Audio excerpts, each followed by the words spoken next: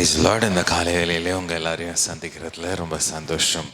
நம்முடி நாம் ஜெபிக்கலாம். அன்புள்ள பிதாவே, இந்த நாளுக்காக நன்றி செலுத்துகிறோம். இந்த நாளிலும் நீர் எங்களோடு பேச வேண்டுமாய் நாங்கள் ஜெபிக்கிறோம். ஆண்டவரே, இந்த கடந்த வாரம் முழுவதுமாய் நீர் எங்களோடு பேசினதற்காக எமக்கு நன்றி செலுத்துகிறோம். இந்த நாளிலும் ஆண்டவரே, நீர் எங்களோடு பேசுங்க. வந்திருக்கிற ஒவ்வொருவரோடும் தனித்தனியாக நீர் இடைப்பட வேண்டுமா நாங்கள் ஜெபிக்கிறோம். அவர்கள் வாழ்க்கையில் அவங்க என்ன நீங்கள் செய்யணுன்னு ஆண்டவரே விருப்பப்படுறீங்களோ அவங்க சித்தத்தின்படி அவங்களோட நீர் பேச வேண்டுமா நாங்கள் ஜெபிக்கிறோம். அப்படியே நீர் செய்கிறதற்காக நன்றி. இயேசுவின் நாமத்தில் ஜெபிக்கிறோம் நல்ல பிதாவே, ஆமேன் ஆமேன். நாம் கடந்த சில நாட்களாக பழைய மனிதனை கலைத்து போட்டு புதிய மனிதனை தரித்து கொள்வதை பற்றி நாம் பார்த்து கொண்டிருக்கிறோம். எபேசியர் 4ஆம் அதிகாரம் 22 25 வசனங்களை நாம் வாசிக்கலாம். அந்தபடி முந்தின நடக்கைக்குரிய மோசம் போக்கும் இச்சைகளாலே கெட்டு போகிற பழைய மனுஷனை நீங்கள் கலைந்து போட்டு உங்கள் உள்ளத்திலே புதிதான ஆவி உள்ளவர்களாகி மெய்யான நீதியிலும் பரிசுத்தத்திலும் தேவனுடைய சாயலாக சிருஷ்டிக்கப்பட்ட புதிய மனுஷனை தரித்து கொள்ளுங்கள். முதல் நாளிலே நாம் இதை குறித்து பார்த்தோம். நம்ம எல்லாருமே தனித்தனியாக உணர வேண்டும். நமக்கு மாற்றம் அவசியம் என்பதை உணர வேண்டும். ஏனென்றால் நாம் வாழ்கிற வாழ்க்கைக்கான நோக்கம் இயேசுவை போல் மாற வேண்டும் என்பதுதான் நமக்கு நோக்கமாக இருக்கிறது.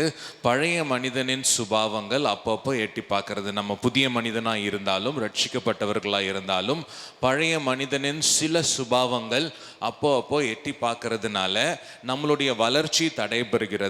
நம்ம ஸ்டாக்னன்ட் ஆகிறோம். நம்ம வளராமல் அந்த எந்த அளவுக்கு வளர்ந்தோமோ அதே இடத்துல நம்ம தங்கி விடுகிறவர்களாக காணப்படுகிறோம். நம்ம ஒற்றுக்கொள்ள வேண்டும், விருப்பப்பட வேண்டும். மாறுவதற்கு விருப்பப்பட்டாதான் ஆண்டவர் மாற்ற முடியும். விருப்பப்பட்டா நீங்க முயற்சி எடுக்கும்போது பழைய மனிதனை கலைத்து போட்டு புதிய மனிதனை தரித்து கொள்ள ஆண்டவர் முழுமையாக உங்களுக்கு உதவி செய்வார். நேற்றைய தினம் நாமோ தாழ்மையை தரித்து கொள்வதை பற்றி நாம் பார்த்தோம். இன்றைக்கு பணிவிடையை தரித்து கொள்வதை பற்றி பார்க்க போகிறோம். பணிவிடை எப்படி நாம் பெருமையுள்ளவர்களாக நம்மளை முதன்மைப்படுத்துகிறவர்களாக இருக்கிறோம். நாம் எப்படி பணிவிடையை நாம் தரித்து கொள்ள வேண்டும் என்பதை நாம் பார்க்க போகிறோம். தனி நிலைப்படுத்துவது, அதாவது ஈகோ அப்படின்னு சொல்லுவாங்கள்ல. இவன் சரியான ஈகோ பிடிச்சவன் பாய்வன், இவன் பயங்கரமான ஈகோ, இவனோட ஈகோவுக்கு நம்ம ஈடு கொடுக்கவே முடியாது, ஏன்னா அவர் தான் பெரிய ஆள் அப்படின்னு நினைக்கிறவர் பேர் தான் ஈகோ பிடிச்சவர். தனி நிலைப்படுத்தும் மனிதன், இல்லைன்னா சுய உணர்வு, நான் என்கிற உணர்வு சாக வேண்டும். எதை தரித்து கொள்ள வேண்டும்? பணிவிடை என்கிற ஊழியம் செய்கிற அந்த தன்மையை நாம் தரித்து கொள்ள வேண்டும். அல்லேலூயா. ஏன் தரித்து கொள்ள வேண்டும்? மார்க்கு 10ஆம் அதிகாரம் 43 45 நாம் வாசிக்கலாம். நம்மை ஆண்டவர் ஊழியம் செய்யும்படியாக அழைக்கிறார். பணிவிடை செய்யும்படியாக இங்க இருக்கிற ஒவ்வொருவரையும் தனித்தனியாக ஆண்டவர் அழைக்கிறார். படிக்கலாம். உங்களுக்குள்ளே அப்படி இருக்கலாகாது. உங்களில் எவனாகிலும் பெரியவனாய் இருக்க விரும்பினால் அவன் உங்களுக்கு பணிவிடைக்காரனாய் இருக்க கடவன். யாரு பெரியவனாய் இருக்க விரும்பினால் அவன் உங்களுக்கு பணிவிடைக்காரனாய் இருக்க கடவன். அடுத்தது, உங்களில் எவனாகிலும் முதன்மையானவனாய் இருக்க விரும்பினால் அவன் எல்லாருக்கும் ஊழியக்காரனாய் இருக்க கடவன். முதன்மையானவனாய் இருக்க விரும்பினால் அவன் எல்லாருக்கும் ஊழியக்காரனாய் இருக்க கடவன். ரெண்டு விஷயங்கள், நம்ம ரெண்டு விஷயங்களையும் பார்க்க போகிறோம். ரெண்டும் ஒன்றுக்குள்ள ஒன்று மாதிரி தான். பணிவிடை ஊழியம். பணியிடை செய்கிறவர்களாக நாம் மாற வேண்டும், ஊழியம் செய்கிறவர்களாக மாற வேண்டும். எதிலிருந்து? பெருமையிலிருந்து, சுயத்திலிருந்து இறங்கி வந்து பணிவிடை செய்கிறவர்களாக, ஊழியம் செய்கிறவர்களாக நாம் மாற வேண்டும். ஹல்லேலூயா. சில நேரங்களில் நம்மளால இது முடியாது பாருங்க. ஏன்னா நமக்குரிய காரியங்கள் நம்மளை தடுக்கும். ஏன்னா நம்ம பிள்ளைகளை ஸ்கூலுக்கு விடணும். நம்ம பிள்ளைங்களை யாரு பார்த்துப்பா? நம்ம ஊழியத்துக்கு போனால். கரெக்டுங்களா? இப்போ நான் ஊழியத்துக்கு போனால் நேரத்துக்கு நேரம் சாப்பிட முடியாது. நான் நேரத்துக்கு நேரம் சாப்பிடாம நான் வெயிலில் ஊழியத்துக்கு அலைஞ்சேன்னா என் உடம்பு கெட்டு போயிடும். அப்புறம் என் உடம்பு யார் பார்த்துப்பா? நான் தான் பார்த்துக்கணும். அப்போது யார் முக்கியமானவன்? நான் தான் முக்கியமானவன் அப்படின்னு நமக்குள்ளேயே நம்ம பேசி நம்ம சொல்லி நம்மை நாமே ஏமாற்றுகிறவர்களாக நாம் சில நேரங்களில் காணப்படுகிறோம். அப்போது யாருக்கு நம்ம பணிவிடை செய்கிறோம்? நமக்கு நாமே பணிவிடை செய்கிறவர்களாக தினம்தோறும் வருடக்கணக்கில் வாழ்ந்து வாழ்ந்து வாழ்ந்து புது வருடங்களை சந்திக்கிறோம். பணிவிடைக்காரனாக. என்ன பணிவிடைக்காரனாக? நமக்கு நாமே பணிவிடை செய்கிறவர்களாக நாம் காணப்படுகிறோம். சில நேரங்களில் நம்ம யோசிக்கிறோம், நான் போய் ஹாஸ்பிட்டலில் போய் நின்று அவங்க ஒரே நெரிச்சலாக இருக்கும், அங்கே நான் போய் எப்படி நிற்கிறது? நான் பவுடர்லாம் போட்டிருக்கேன், சென்டெல்லாம் போட்டிருக்கேன், எப்படி போகிறது? எப்படி போய் அங்கே போய் நிற்கிறது? எப்படி நான் குஷ்டரோகிகள் மத்தியில் போய் ஊழியம் செய்கிறது? எப்படி நான் நரிக்குறவர் மத்தியில் போய் செய்கிறது? அங்கே ஒரே அழுக்காக இருக்குமே, அப்போ என் ட்ரெஸ் எல்லாம் அழுக்காயிடும்ல அப்படின்னு நான் நான் நான் என்கிற காரியம் நமக்கே தெரியாமல் நமக்குள்ளே இருந்துக்கிட்டே இருக்குது. ஒத்துக்கிறீங்களா? அல்லேலூயா. நான் என்கிற காரியம் நிறைய நேரங்களில் நம்மை ஊழியம் செய்ய தடுத்து விடுகிறது. நம்ம வீட்டிலேருந்து வெளியே வரவே தடுத்து விடுகிறது. நம்ம வீட்டில் உள்ளே உட்காந்து கம்ஃபர்டபுளாக சந்தோஷமாக டிவி பார்த்துட்டு ரிமோட் எடுத்துகிட்டு ஏசி போட்டுட்டு உள்ளேயே உட்காந்து இருக்க சொல்லுது. ஏன்? நம்மளுடைய சுயநலம் நம்மை பணிவிடை செய்வதை நமக்கு தடுத்து விடுகிறது. நிறைய நேரங்களில் நம்ம அப்படியே மீறி போய் ஏதாவது செஞ்சாலும் யாராவது எனக்கு விருது கொடுப்பாங்களா? யாராவது எனக்கு ஸ்டேஜில் கூப்பிட்டு தம்பி இப்படி போய் ஊழியம் செஞ்சாருன்னு கை தட்டுவாங்களா அப்படின்னு நம்ம யோசிக்கிறோம். எனக்கு முக்கியத்துவம் கொடுக்கணும். என்ன செஞ்சாலும், ஊழியம் செஞ்சாலும் என்ன செஞ்சாலும் எனக்கு முக்கியத்துவம் கொடுக்கணும் அப்படின்னு நான் என்கிற சிந்தனை நமக்குள்ள இருந்து அப்பப்போ வந்து போகிறதுனால நம்மனால நிஜமான பணிவிடை செய்ய முடிகிறது இல்லை. ஒத்துக்கிறீங்களா? அல்லேலூயா. இந்த உலகத்துடைய மேன்மை என்ன அப்படின்னு பார்த்தீங்கன்னா, உலகத்தின் மேன்மை பதவி. இப்போ இந்த உலகத்தில் அரசியல்வாதிகள் யார் பெரிய அரசியல்வாதினா பிரைம் மினிஸ்டர். ஏன்னா அது ஒரு பதவி. ஆனால் தேவனுடைய ராஜ்யத்தின் மேன்மை என்னன்னா, யார் அதிகமாக பணிவிடை செய்கிறாங்களோ அவங்க தான் மேன்மையானவங்க. அல்லேலூயா. யாரு அதிகமாக தேவனுடைய ராஜ்யத்தில் கீழே குனிஞ்சு பணிவிடை எல்லாருக்கும் செய்கிறாங்களோ அவங்க தான் லீடர். உண்மையான தலைவன் யார் என்றால் பணிவிடை செய்கிற தலைவன் மாத்திரம்தான் உண்மையான தலைவன். அல்லேலூயா. அதுதான் நம்ம மார்க் 10ஆம் அதிகாரத்தில் பார்த்தோம். அங்கே 2 பேர் சண்டை போட்டுக்கிறாங்க. ஆண்டவரே, உங்களுடைய ராஜ்யத்தில் நீங்கள் போகும்போது உங்கள் சைடில் நான், அந்த சைடில் இவன், யாரும் அண்ணன் தம்பி, யாக்கோபு இந்த சைடு உட்காரணுமா, யோவான் இந்த சைடில் உட்காரணுமா அப்படின்னு ஏசப்பா கிட்டே தைரியமாக போய் கேட்குறாங்க. அப்போ சொல்கிறாரு, நீ பெரியவனாக இருக்க விரும்புறியா, என் பக்கத்தில் இருக்க விரும்புறியா, அப்போனா நீ என்ன பண்ணு, நீ ஊழியம் செய். நீங்களும் நானும் இன்னைக்கு ஆண்டவர் கூட நெருங்கி ஜீவிக்க ஆசைப்படுறீங்களா? ஆண்டவர் பக்கத்தில் உட்காரணும்னு ஆசைப்படுறீங்களா? ஆண்டவருடைய குரலை கேட்கணும்னு ஆசைப்படுறீங்களா?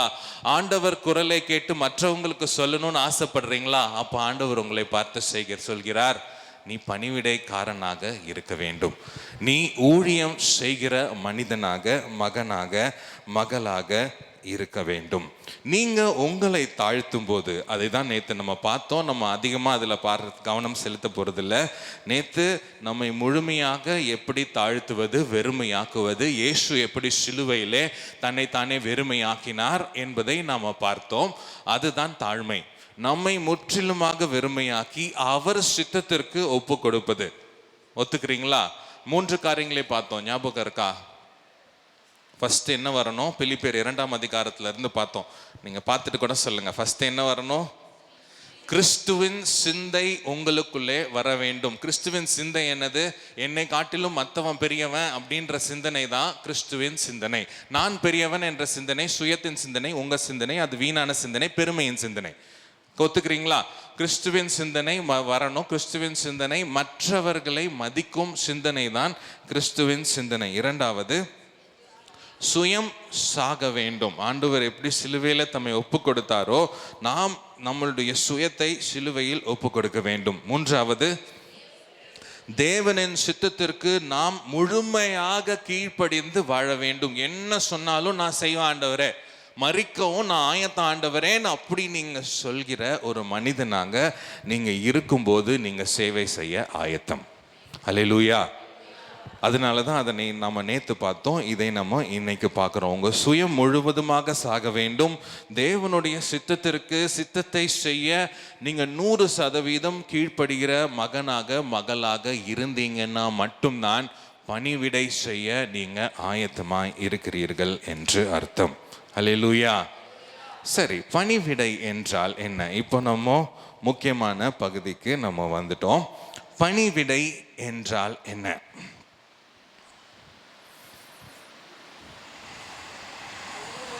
இங்கிலீஷில் சொன்னால் இன்னும் உங்களுக்கு புரியும். இங்கிலீஷில் வந்து சர்வன்ட்ஹுட்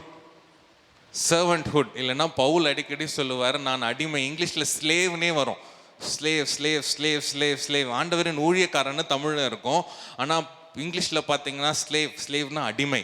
ஆண்டவரின் அடிமையாகிய பவுல் அப்படின்னு தான் அவர் நிறைய இடங்களில் எழுதியிருப்பார். ஸோ அப்போ பணிவிடைனா என்ன?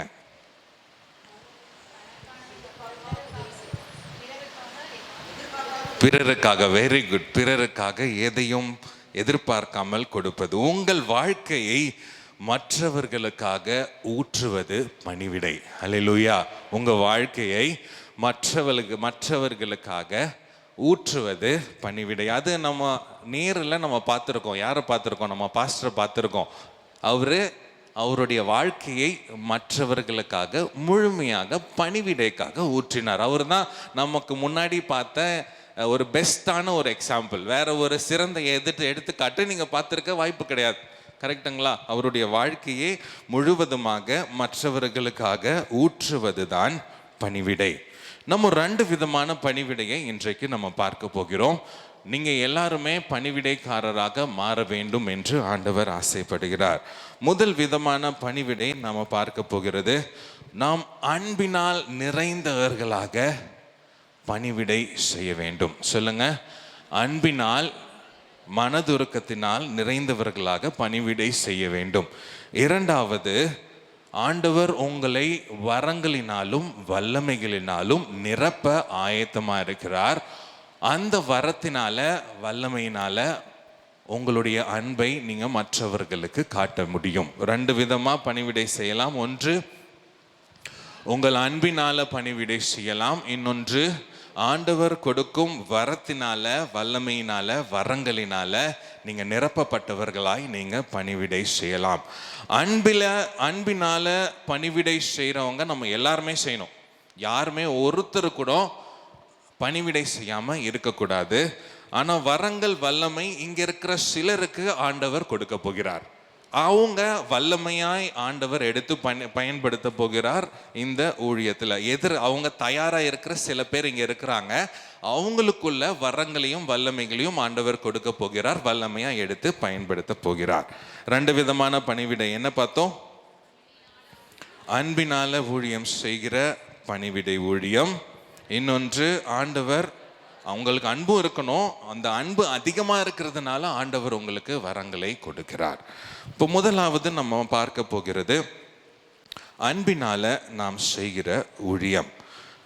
அன்பு என்று சொல்லும் பொழுது அன்பு கூடவே இன்னொன்று வருது. என்னன்னா மனதுருக்கம். அன்பு கூடவே மனதுருக்கம். உங்களுக்குள்ள கல்வாரியின் அன்பு ஊற்றப்படும் போது, அதாவது ஆண்டவராகிய இயேசு கிறிஸ்துவின் கல்வாரியின் அன்பு உங்களுக்குள்ள ஊற்றப்படும் போது உங்களுக்குள்ள மனதுருக்கம் ஏற்படும். விசுவாசிக்கிறீங்களா? அல்லேலூயா. நீங்க கஷ்டப்படும் ஒரு மனிதனை நீங்க பார்த்தீங்கன்னா அந்த மனிதனுக்குள்ள நீங்க போயிடுவீங்க. நான் ஒரு வேளை அந்த இடத்துல இருந்தேன்னா எவ்வளோ கஷ்டப்படுவேன். அந்த நிலைமைக்கு நீங்கள் போறீங்க அப்படின்னா ஆண்டவரின் அன்பு உங்களுக்குள்ள இருக்குன்னு அர்த்தம். அப்படி இல்லை அப்படின்னா நீங்கள் ஆண்டவரின் அன்பு இன்னும் அதிகமாக உங்களுக்குள்ள ஊற்றப்படணும். அப்போ தான் உங்களுக்குள்ள அந்த மனதுருக்கம் வரணும்.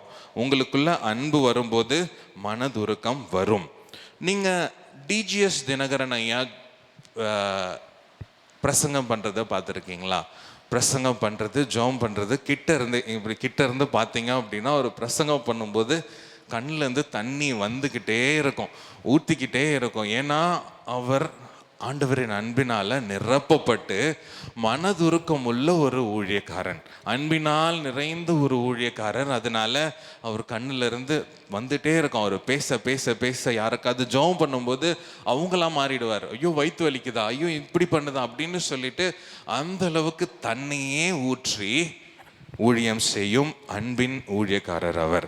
சில வசனங்களை நாம் வாசிக்க போகிறோம். கலாத்தியர் 5ஆம் அதிகாரம் 13ஆம் வசனம்.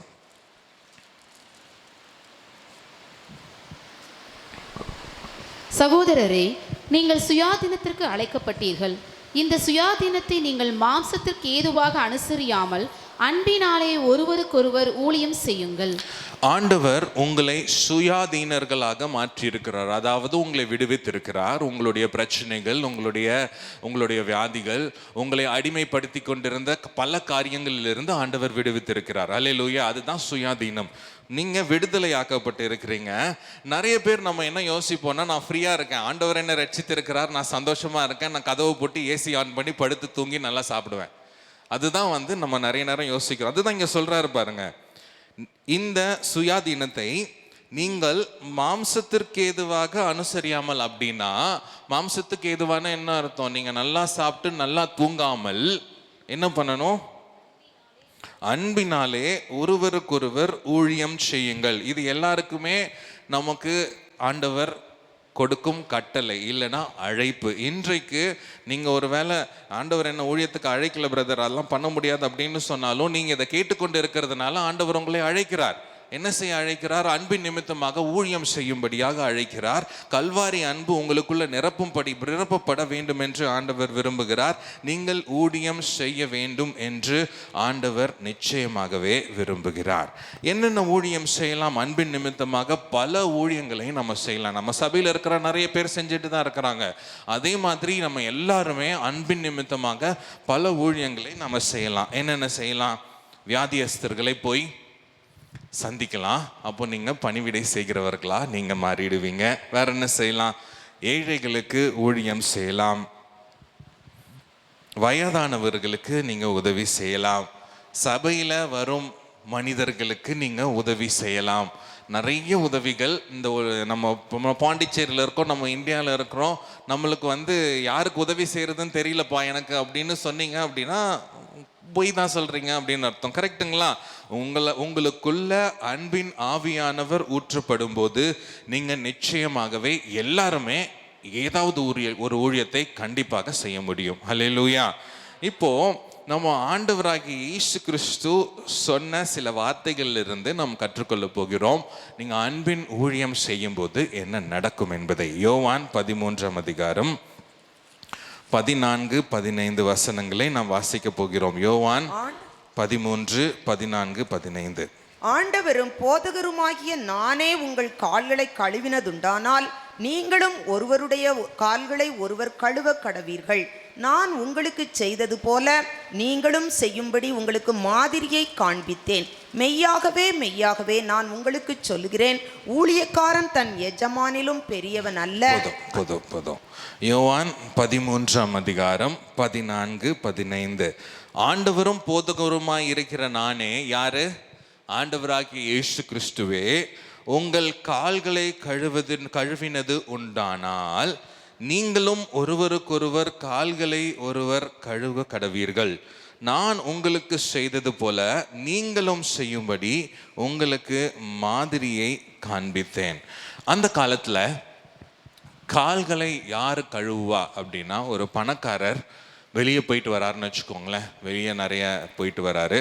அப்போ வீட்டுக்கு வரும்போது அந்த வேலை செய்கிற 10 பேர் இருக்காங்கன்னா, அந்த 10 பேரில் யார் கீழே, யார் ரொம்ப குறைவானவங்களோ அவங்க தான் இந்த வேலையை செய்யணும். என்ன? எஜமானுக்கு கால் கழுவுகிற வேலை. அப்போ அந்த வேலையை ஆண்டவராகிய இயேசு கிறிஸ்து நமக்கு முன்மாதிரியாக செய்துவிட்டு போயிருக்கிறார். நம்ம என்ன செய்ய சொல்றாரு? நம்மளை அவர் செஞ்ச மாதிரி செய்ய சொல்கிறார். அதாவது குனிந்து பணிவிடை செய்யும்படியாக சொல்லுகிறார். பணிவிடை செய்கிற அந்த வேலைக்காரன் யாருக்கு பணிவிடை செய்கிறான்? எஜமானுக்கு. நாம குனிந்து ஒரு மனிதனுக்கு பணிவிடை செய்யும் போது நாம் யாருக்கு பணிவிடை செய்கிறோம்? எஜமானுக்கு பணிவிடை செய்கிறோம். அந்த எஜமான் யாரு? ஆண்டவராகிய இயேசு கிறிஸ்து. நம்ம எப்பப்பெல்லாம் பணிவிடை செய்கிறோமோ அப்பப்பெல்லாம் நீங்க மனிதர்களுக்கு பணிவிடை செய்யல, ஆண்டவராகிய இயேசு கிறிஸ்துவுக்கு பணிவிடை செய்கிறீங்க. 1910ஆம் ஆண்டு ஒரு மக்கதோனியா என்கிற ஒரு யூரோப்பிய நாடு, யூரோப்பிய கண்டத்தில் ஒரு சின்ன மகள் பிறக்கிறாங்க. அந்த மகளுடைய பெயர் நம்ம கடைசியாக பார்க்கலாம். அவங்க அம்மா சொல்லி வளர்க்குறாங்க, நீ என்றைக்குமே மற்றவங்களுக்கு கொடுக்காம உன் வாய் நிறையா சாப்பிடக்கூடாது. சொல்லுங்கள், நீங்கள் என்றைக்குமே, அந்த குட்டி பாப்பாட்ட அவங்க அம்மா சொல்லி வளர்க்குறாங்க, நீ என்றைக்குமே வாய் நிறையா சாப்பிட்ற அப்படின்னா மற்றவங்களுக்கு கொடுத்துட்டு தான் நீ வாய் நிறையா சாப்பிடணும் அப்படின்னு சொல்கிறாங்க. 18வது வயதில் அவங்க ஊழியத்திற்கு தன்னை அர்ப்பணிக்கிறாங்க. ஒரு அர்ப்பணித்துட்டு எங்கே வராங்க? 1929ஆம் ஆண்டு டீச்சராக, ஒரு ஆசிரியையாக கொல்கத்தா என்கிற இந்தியாவில் இருக்கிற ஒரு இடத்திற்கு வராங்க. அங்கே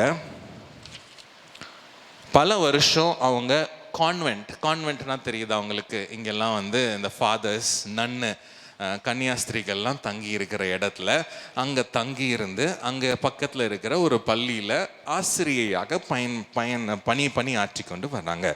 ஆனால் பணியாற்றி கொண்டு வந்த அந்த இடத்திற்கு வெளியே பல ஏழைகள் ட்ரெஸ் இல்லாமல், யாருமே பார்க்கறதுக்கு இல்லாமல், சேரில் இருக்கிறாங்க.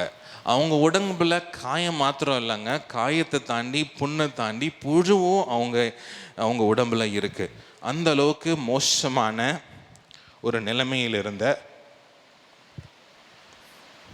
அந்த தெரு 1946ஆம் ஆண்டு ஆண்டவராகிய இயேசு கிறிஸ்து அந்த பெண்ணை அழைக்கிறார். என்ன அழைக்கிறார்? சேரியில் போய் ஊழியம் செய்யும்படியாக அழைக்கிறார்.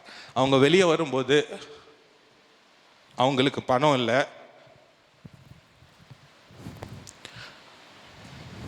அவங்களுக்கு பில்டிங் இல்லை, அவங்களுக்கு யாருமே சப்போர்ட் பண்ணுறதுக்கு அவங்களுக்கு இல்லை. ஏன்னா அவங்க இருந்த அந்த இடத்துல இருந்து வெளியே வந்துட்டாங்க. அவங்க இருந்த அந்த கத்தோலிக்க இடத்துல இருந்து அவங்க வெளியே வந்துட்டாங்க. அவங்க என்னென்ன பண்ண ஆரம்பித்தாங்க அப்படின்னா, ஏழை குழந்தைகளுக்கு டியூஷன் எடுக்க ஆரம்பித்தாங்க, ஏழை பிள்ளைகளுக்கு சாப்பாடு கொடுக்க ஆரம்பித்தாங்க. அவங்க யாரெல்லாம் கஷ்டப்படுறாங்களோ, யாரெல்லாம் வியாதியாக இருக்காங்களோ அவங்களுக்கெல்லாம் சாப்பாடு கொடுக்க ஆரம்பித்தாங்க. இறந்து போகிறாங்க பாருங்க, கஷ்டத்தில் இறக்கும் தருவாயில் இருக்கிறவங்களுக்கு அவங்க ஆறுதலாக இருந்தாங்க.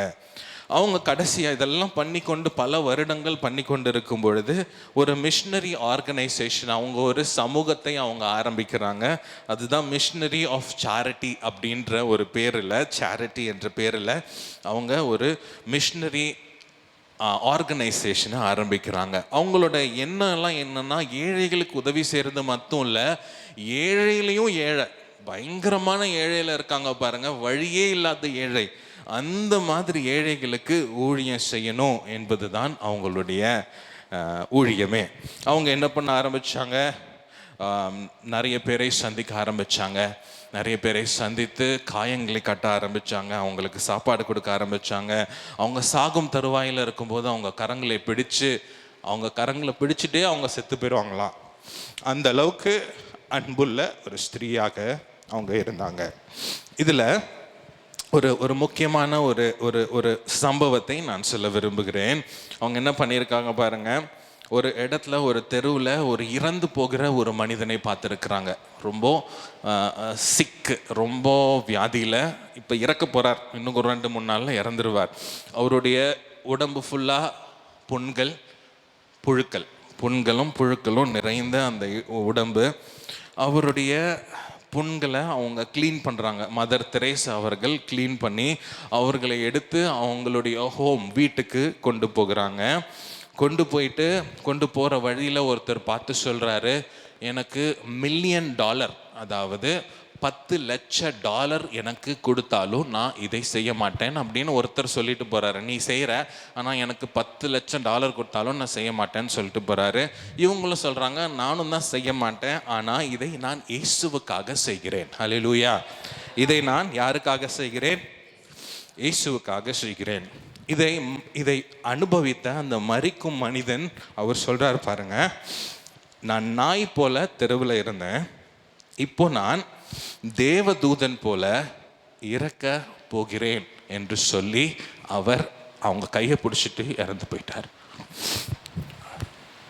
இந்த பணிவிடை ஊழியம் செய்யும்படியாக ஆண்டவர் உங்களையும் என்னையும் அழைக்கிறார். மதர் தெரேசா தான் இவங்க. மதர் தெரேசா சொன்ன இந்த காரியம், நான் இயேசுவை ஒவ்வொரு மனிதனின் உள்ளத்திலும் நான் பார்க்கிறேன். நான் இயேசுவை அந்த பசியாக இருக்கும் அந்த மனிதனிடத்துல இயேசுவை பார்க்கிறேன். நான் சொல்கிறேன், இயேசு பசியாக இருக்கிறார் என்று சொல்கிறேன். அங்கே வியாதியாக இருக்கிற மனுஷனை நான் பார்க்கல, அங்கே நான் இயேசுவை பார்க்குறேன். அதனால நான் அவரை சந்தித்து நான் அவருக்கு சேவை செய்கிறேன். நான் மனிதனுக்கு சேவை செய்யல, நான் இயேசுவுக்கு சேவை செய்கிறேன். இயேசுவுக்கு சேவை செய்யும்படியாக உங்களையும் என்னையும் ஆண்டவர் அழைக்கிறார். மத்தேயு 25 வசனத்தை நாம் வாசிக்கலாம்.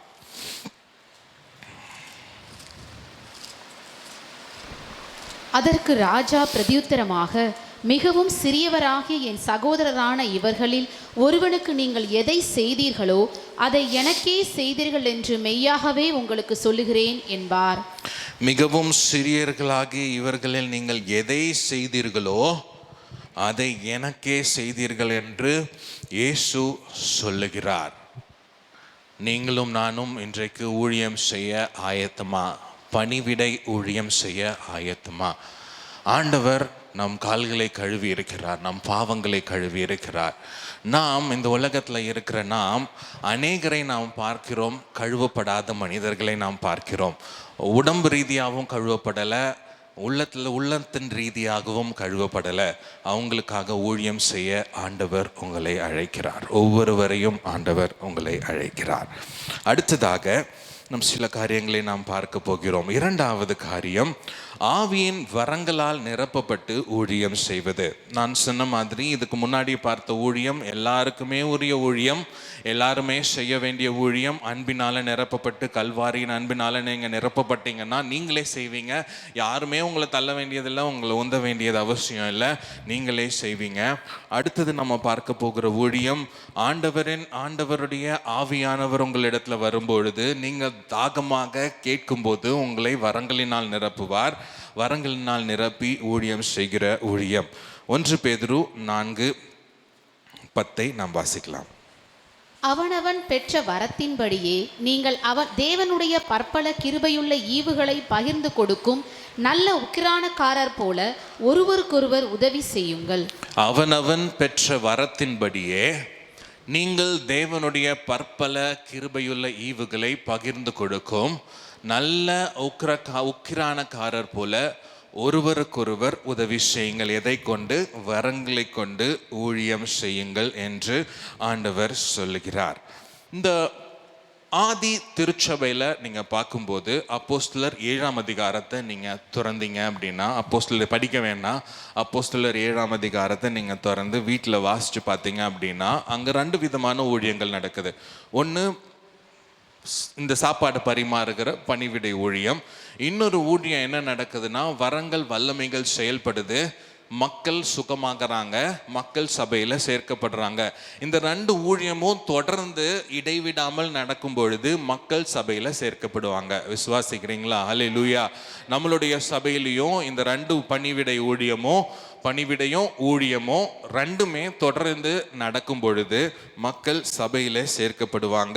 நீங்கள் அன்போடும் மனதிருக்கத்தோடும் தாழ்மையோடும் ஜெபிக்கும் போது வரங்கள் வெளிப்படும். நீங்கள் விருப்பப்படும் போது வரங்கள் வெளிப்படும். நீங்கள் வரங்கள் வெளிப்படும் போது உங்கள் பெருமைக்காக அல்ல.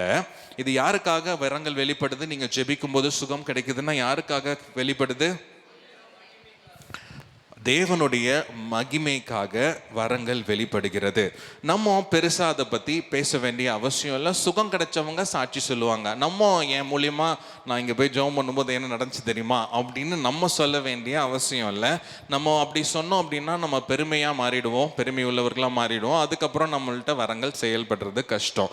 ஆனால் ஆண்டவர் வரத்தை செயல்பட வைப்பார். ஆண்டவருடைய ஊழியத்தை செய்யத்தான் இந்த வரத்தை ஆண்டவர் நமக்கு தரப்போகிறார். ஆண்டவரின் நாமம் மகிமைக்காக வேற எந்த காரணத்திற்கும் கிடையாது என்பது நிச்சயம். ஒரே ஒரு வசனத்தை நாம் வாசிக்கலாம். 1 கொரிந்தியர் 13:2 வாசிக்கலாம். அடுத்த பகுதிக்கு போகலாம்.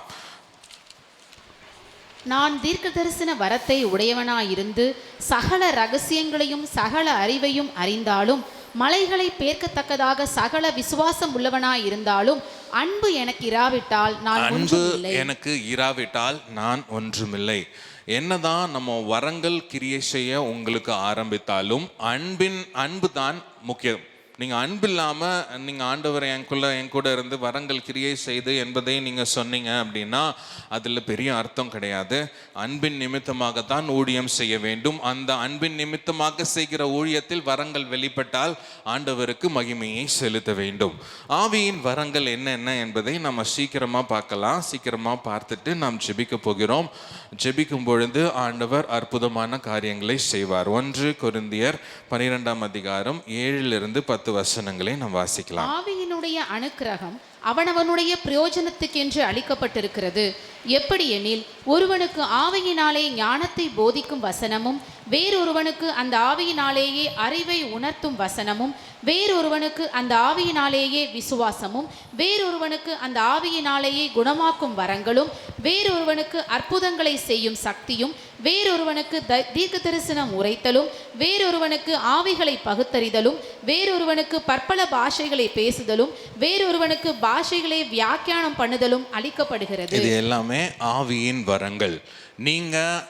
நீங்க உங்களை நீங்கள் அர்ப்பணிக்கும் பொழுது, உங்களுடைய சுயம் சிலுவையில் அறையப்படும் போது, ஆண்டவருடைய சித்தம் உங்கள் வாழ்க்கையில் நிறைவேற வேண்டும் என்று நீங்கள் முழுமையாக அர்ப்பணிக்கும் போது, ஆண்டவருடைய அன்பினால் நீங்கள் நிரப்பப்படும் போது, நீங்கள் இந்த வரங்களை நீங்கள் வாஞ்சித்து கேட்டீங்கன்னா, இந்த அதிகாரத்தில் கடைசி வசனம், நீங்கள் இந்த வரங்களை நீங்கள் வாஞ்சித்து ஆண்டவர்கிட்ட கேட்கும்போது உங்களை நம்பி இந்த வரங்களை ஆண்டவர் தர நல்லவராக இருக்கிறார். இதில் 2வது வசனத்தை நம்ம வாசிக்கலாம்.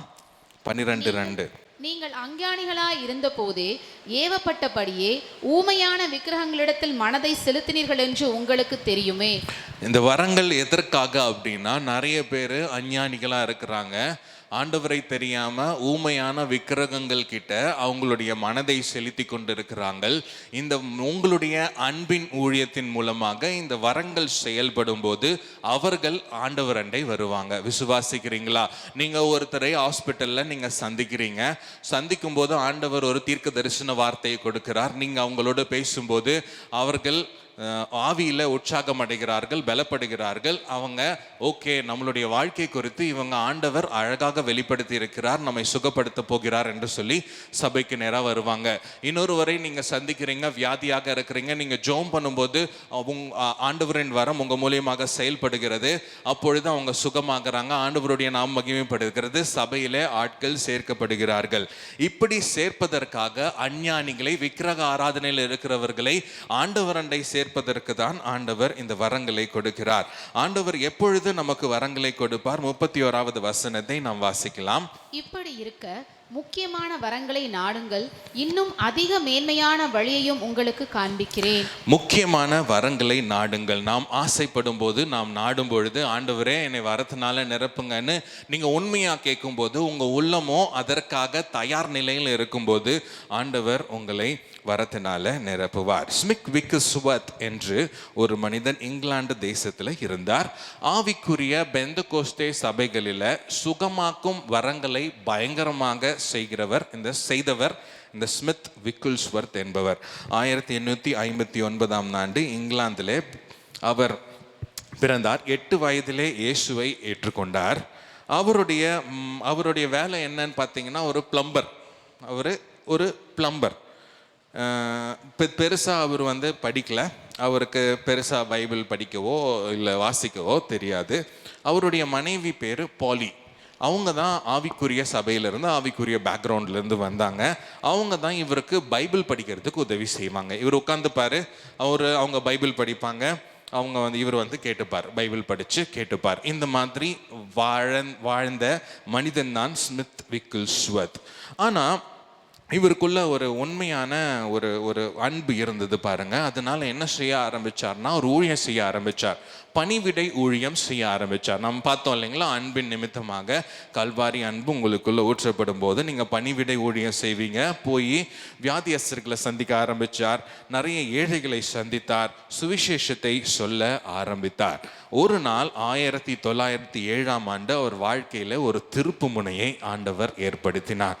ஒரு பெந்தகோஸ்தே அனுபவத்தை அவர் கொடுத்தார். ஆவியினாலே அவரை நிரப்பினார். வாழ்க்கை முற்றிலுமாக அவருக்கு மாறினது. அவர் ஆவியினாலே நிரப்பப்பட்டார். அந்நிய பாஷையை பேசினார். அவர் பேசி அவர் வீட்டுக்கு வந்து அடுத்தது யார் யாரெல்லாம் சந்திக்கிறாரோ அங்கெல்லாம் விடுதலை, அங்கெல்லாம் வியாதியிலிருந்து சுகம் நடக்க ஆரம்பித்தது. அவர் பயங்கரமான விடுதலை ஊழியத்தையும் பயங்கரமான சுகமளிக்கும் ஊழியத்தையும் செய்து வந்த ஒரு மனிதன். பலர் கண்ணு தெரியாதவங்க கண்ணு வந்தது, முடக்கவாதத்துல இருந்து சுகம் பெற்றுக்கொண்டாங்க, செவிடர்கள் கேட்டாங்க, கேன்சர்ல இருந்து பலரும் விடுதலை பெற்றாங்க. பல வியாதிகள் அவர் மூலமாக விடுதலை பெற்றது. நிறைய மரித்தவர்களும் உயிரோட எழும்பினாங்க ஸ்மித் விக்கிள்ஸ்வர்த் ஊழியத்தின் மூலமாக. ஹல்லேலூயா. இன்றைக்கு நீங்களும் நானும் முழுமையாக ஆண்டவர் கிட்ட அர்ப்பணிக்கும் போது, ஆண்டவரின் வரங்களை நாடும் பொழுது ஆண்டவர் உங்களுக்கும் எனக்கும் தர நல்லவராக இருக்கிறார். நம்ம எழுந்து நிற்கலாமா? எழுந்து நின்று நாம் ஜெபிக்கலாம். நாம் கேட்கும் போது ஆண்டவர் தர அவர் உண்மையுள்ளவராக இருக்கிறார். இங்க இருக்கிற சிலருக்கு இந்த வரத்தை, வியாதிகளை சுகமாக்கும் வரத்தை தருவேன் என்று ஆண்டவர் இன்னைக்கு சொல்லி இருக்கிறார். கண்டிப்பா தருவார். நம்ம எழுந்து நின்று உண்மையாக ஆண்டவரை நோக்கி நாம் கேட்கும் பொழுது ஆண்டவர் நமக்குள்ளே செயல்படுவார். நம் கைகளை உயர்த்தி கண்களை மூடி நம் ஆண்டவரை நோக்கி நாம் பார்க்கலாம். அன்புள்ள ஆண்டவரே, உமக்கு நன்றி செலுத்துகிறோம். அப்பா, நீர் எங்களோடு பேசின கிருபைக்காய் உமக்கு நன்றி செலுத்துகிறோம். ஆண்டவரே, உமக்கு நாங்கள் ஊழியம் செய்ய எங்களை நாங்கள் அர்ப்பணிக்கிறோம். எல்லாரும் சொல்லலாம், வாய்களை திறந்து. ஆண்டவரே, நாங்கள் பணிவிடை செய்ய, எங்களை முழுவதுமாய் மற்றவர்களுக்கு என்று ஊற்ற, எங்கள் சுயம் சாக, உம்முடைய சித்தம் எங்கள் வாழ்க்கையில் நிறைவேற, மற்றவர்களை எங்களிலும் அதிகமாக நாங்கள் நினைக்க, நாங்கள் ஊழியம் செய்ய வேண்டும் என்று நீங்கள் கற்றுக் கொடுத்ததற்காய் நன்றி. பணிவிடை செய்ய வேண்டும் என்று கற்றுக் கொடுத்ததற்காய் நன்றி. எங்கள் உள்ளத்தை பணிவிடை செய்யும் ஆவியினால நிரப்புங்க. கேட்கலாமா? ஆண்டவரே, எங்கள் உள்ளத்தில் இருக்க சுயம் சாகணும். ஆண்டவரே, பெருமையெல்லாம் எடுத்து போடுங்கப்பா. நாங்கள் பணிவிடையின் ஆவியினால நிறைந்தவர்களாய், ஆதி சபையில் பணிவிடை ஆவியானவர் எப்படி செயல்பட்டீரோ, எங்கள் மத்தியில் பணிவிடையின் ஆவியானவர் எங்களை நிரப்ப வேண்டுமாய் நாங்கள் ஜெபிக்கிறோம். ஆண்டவரே, நாங்கள் உமக்கென்று ஊழியம் செய்ய விரும்புகிறோம். அன்பினால் நிரப்புங்க ஆண்டவரே. உம்முடைய பணிவிடை அன்பினால எங்களை நிரப்புங்க. உம்முடைய மனதுருக்கத்தினால எங்களை நிரப்புங்கப்பா. உம்முடைய கல்வாரி அன்பினால எங்களை நிரப்புங்க. ராகா பாதா நாரா ஷகா பாதா நபராதா துக்கேனா மதரபா ஷெதரகே.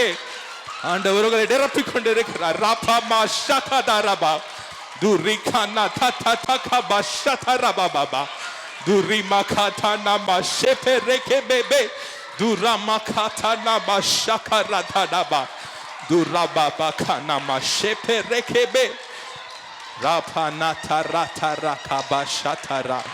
ஆண்டவர் உங்களை நிரப்பிக் கொண்டிருக்கிற இந்த நேரத்தில் கைகளை தட்டி பெற்றுக்கொள்ளுங்க. கைகளை தட்டி ஆண்டவரே எங்களை நிரப்புங்க. ராபானா கராபா ஷாதரா கபாசாதா ஓ ரிமாதா கபாஷாதரா சதரபா. நிரப்புங்க, நிரப்புங்க ஆண்டவரே. ஒவ்வொருவரையும் நிரப்புங்க. உம்முடைய அன்பினால நிரப்புங்க. உம்முடைய பணிவிடை ஆவியினால நிரப்புங்கப்பா. ராபா கமானா ஷாதா கபா ஷாதா கபராதா ராபானா மா ஷாதரா ஷாதரபா ராபானா கபாபா ஷாபா ஷாபராதா. ஆண்டவர் உங்களை நிரப்பிக் கொண்டிருக்கிறார். இன்னும் நிரப்பிக் கொண்டிருக்கிறார். அவருடைய பணிவிடையின் ஆவியினால், அவருடைய அன்பினால் இங்கே சிலரை அதிகமாக ஆண்டவர் நிரப்பிக் கொண்டிருக்கிறார். சிலரை பயங்கரமாக எடுத்து பயன்படுத்த போகிறார். நீங்க பலருக்கு ஊழியம் செய்வீங்க. நீங்க செய்யும் போது, ஊழியம் செய்யும் போது வரங்கள் வெளிப்படும். வரங்கள் வெளிப்படும். ஆண்டவர் உங்களை அபிஷேகம் செய்து கொண்டிருக்கிறார். வரங்கள் வெளிப்படுவதற்காக ஆண்டவர் அபிஷேகம் செய்து கொண்டிருக்கிறார். ராபா கானாமா ஷாகராதா ராபா சதரா கபாதா ராபா.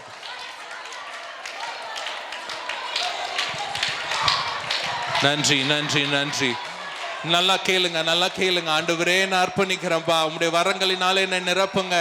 என்னை நிரப்புங்க ஆண்டவரே, என்னை நிரப்புங்க. உம்முடைய வரங்களினால என்னை நிரப்புங்க. உம்முடைய அன்பின் ஆவியானவர் எனக்குள்ளே கிரியை செய்ய வேண்டும் என்று நல்ல சத்தமா ஆண்டவரை பார்த்து கேளுங்க. ஆண்டவருக்கு நீங்க முழுமையா உங்களை நீங்க அர்ப்பணிக்கும் பொழுது ஆண்டவர் முழுமையா உங்க மூலியமா ஆண்டவர் செயல்பட முடியும்.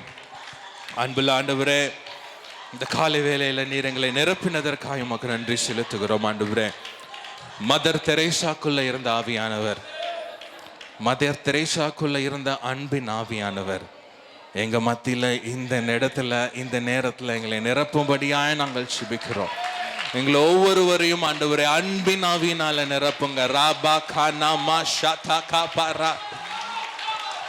இப்பொழுதே உங்களுடைய அன்பின் ஆவியானவர் இந்த இடத்துல நிரப்ப வேண்டுமாய் நாங்கள் ஜெபிக்கிறோம். ஆண்டவரே இந்த அன்பின் ஆவியானவரால நிரப்பினதற்காய் நன்றி செலுத்துகிறோம்.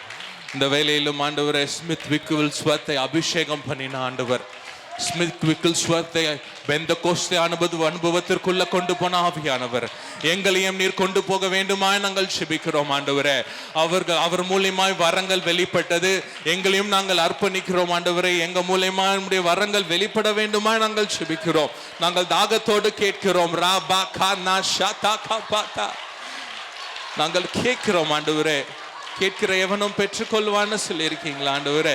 நாங்கள் கேட்கிறோம். எங்க மூலியமாய் உம்முடைய வரம் வெளிப்பட வேண்டுமாய் நாங்கள் ஜெபிக்கிறோம். உம்முடைய வரத்தினால உம்முடைய அபிஷேகத்தினால எங்களை நிரப்ப வேண்டுமாய் நாங்கள் ஜெபிக்கிறோம்.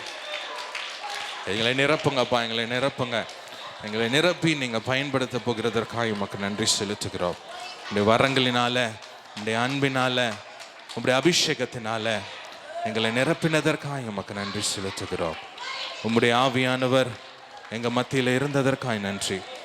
எங்க மத்தியில் நீங்க செயல்பட்டதற்காய் நன்றி செலுத்துகிறோம். எங்க மத்தியில் நீங்க பேசினதற்காய் நன்றி ஆண்டவரே. எங்களை முழுவதுமாய் நாங்கள் தாழ்த்துகிறோம்.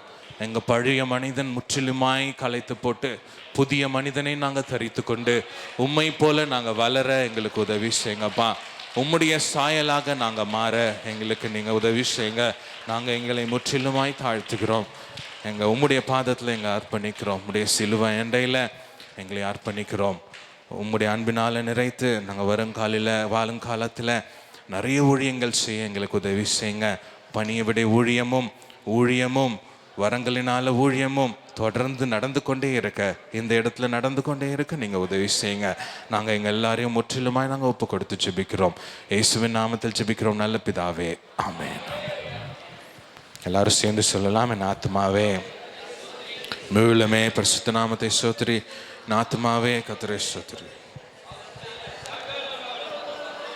நம்முடைய கர்த்தராகிய இயேசு கிறிஸ்துவின் கிருபையும் பிதாவாகிய தேவனுடைய அன்பும் பரிசுத்த ஆவியானவரின் ஐக்கியமும் நாம் அனைவரோடும் என்றும் சதா காலங்களும் நிறைத்திருப்பதாக.